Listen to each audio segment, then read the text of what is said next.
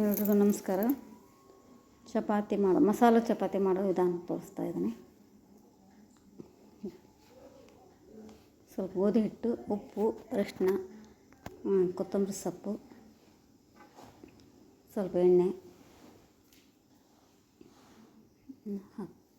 ಹಾಕಿ ಅದನ್ನು ಕಲಸಿಟ್ಕೋಬೇಕು. ಅದಕ್ಕೆ ಸ್ವಲ್ಪ ಜೀರಿಗೆ, ಹಸಿಮೆಣಸಿನ್ಕಾಯಿ,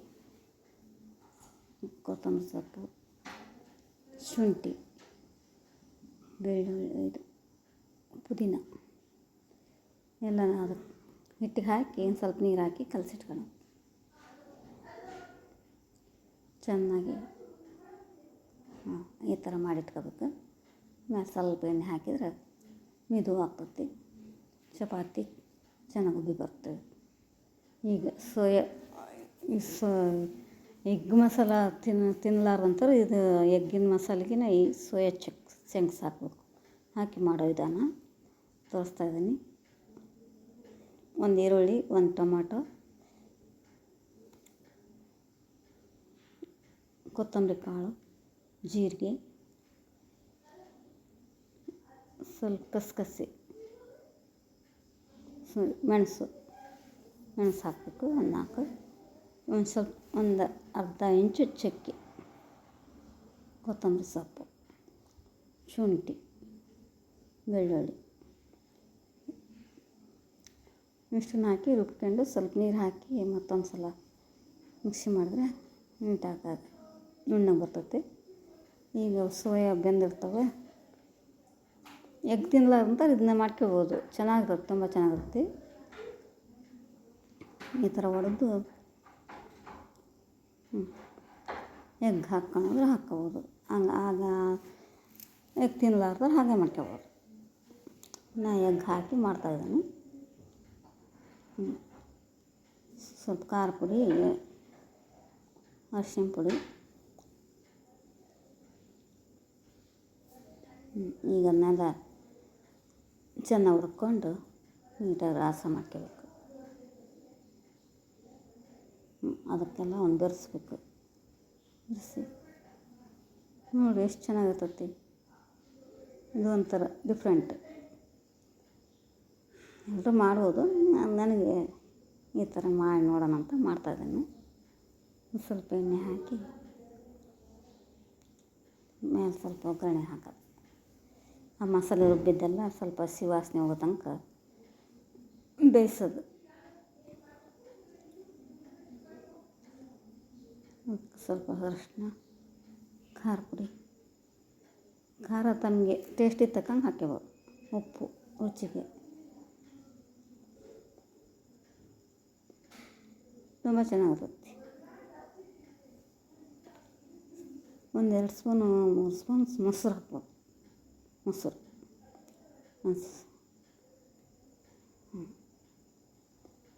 ಹಾಕಿದರೆ ಅದು ಫ್ಲೇವರ್ ಚೆನ್ನಾಗಿರ್ತೈತಿ, ಮಂದಗೂ ಬರ್ತೈತಿ. ಈ ಥರ ಮಾಡ್ಕೋಬೇಕು. ಈಗ ಒಂದೆಲ್ಲ ಸೋಯಾ ಬೆಂದದ್ದೆಲ್ಲ ಮಸಾಲೆ ಮಾಡಿತ್ತಲ್ಲ ಅದನ್ನ ಹಾಕ್ಕೊಂಡು ಅದ್ರೊಳಗೆ ಮಿಕ್ಸ್ ಮಾಡಬೇಕು. ರೆಡಿ ಆಯ್ತು. ಮೇಲೆ ಸ್ವಲ್ಪ ಎಣ್ಣೆ ಹಾಕಿ 1-2 ಮೆಣಸಿನ್ಕಾಯಿ, ಕರಿಬೇವು ಸೊಪ್ಪು, ಸ್ವಲ್ಪ ಕಲರ್ಗೆ ಖಾರ ಪುಡಿ ಹಾಕಿ ಅದ್ರ ಮೇಲೆ ಒಂದಿಷ್ಟು ಹಿಂಗೆ ಹಾಕಿಬಿಟ್ರೆ ತುಂಬ ಚೆನ್ನಾಗಿರುತ್ತೆ. ಈಗ ನೋಡಿ ಪಲ್ಯ ರೆಡಿ ಆಯಿತು, ಸೋಯಾ ಪಲ್ಯ. ಟೇಸ್ಟ್ ಮಾಡಿ ನೋಡಿರಿ, ನಿಮ್ಗೆ ಇಷ್ಟ ಆಗ್ಬೋದು. ಮೇಲೆ ಒಗ್ಗರಣೆನ ಅದು ಹಾಕಿದರೆ ಫಿನಿಶ್ ಆಗುತ್ತೆ.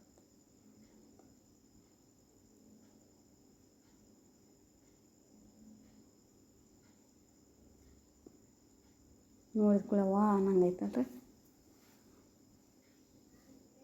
ನಮ್ಮ ಮನೆಗೆ ಎಲ್ಲರೂ ಇಷ್ಟಪಡ್ತಾರೆ. ಮಕ್ಕಳಿಗೆ ಮಸಾಲೆ ಚಪಾತಿ ಮಾಡ್ತೀವಿ, ಅದ್ರ ಜೊತೆ ತಿಂತಾರೆ, ಇಷ್ಟಪಟ್ಟು ತಿಂತಾರೆ ಎಲ್ಲರೂ. ಮೇಲೆ ಸ್ವಲ್ಪ ಕಸೂರಿ ಮೇಥಿ, ಸ್ವಲ್ಪ ಕೊತ್ತಂಬರಿ ಸೊಪ್ಪು, ಲಾಸ್ಟಿಗೆ ಕೊತ್ತಂಬರಿ ಸೊಪ್ಪು ಹಾಕ್ಬೇಕು. ಈಗ ಎಣ್ಣೆ ಇಟ್ಟು ಸಾಸಿವೆ ಜೀರಿಗೆ ಏನು ಮಾಡೋದು, ಇಂಗು, ಶುಂಠಿ, ಒಂದು ಸ್ಪೂನ್ ಕಡಲೆಬೇಳೆ, ಒಂದು ಸ್ವಲ್ಪ ಉದ್ದಿನಬೇಳೆ ಹಾಕಿ ಸ್ವಲ್ಪ ಮಿಕ್ಸಿ ಮಾಡಿ ಅದು ಈರುಳ್ಳಿ ಹಾಕಿ ಬೀಟ್ರೂಟ್ ಪಲ್ಯ ಮಾಡೋದು ತೋರಿಸ್ತಾರೆ.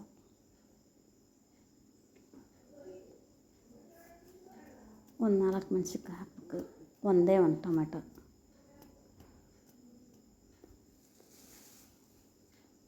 ಅದು ಒಂದು 5 ನಿಮಿಷ ಬಂದುಬಿಟ್ರೆ ಸಾಕು. ಅರಿಶಿಣ ಪುಡಿ,